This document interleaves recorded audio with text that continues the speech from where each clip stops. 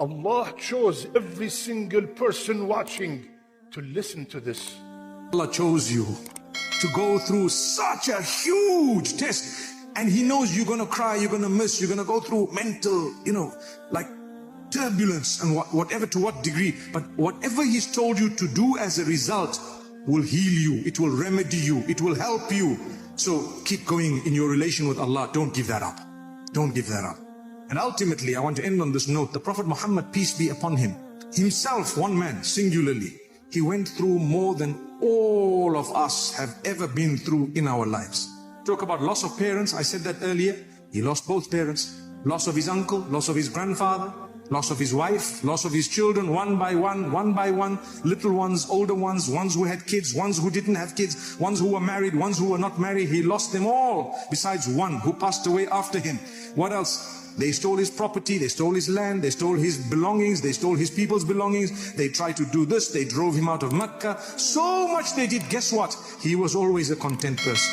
Now you can ask the question, why would Allah do that?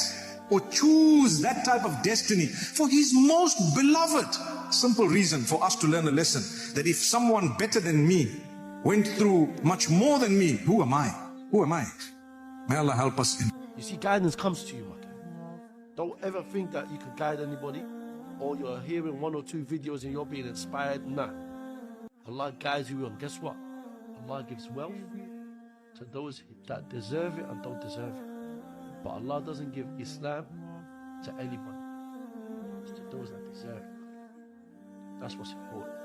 My beloved brothers and sisters, how disappointed, how sad and miserable a person would be if he or she stands on the day of judgment with 60 or 70 years of salat, and then you find out that none was accepted.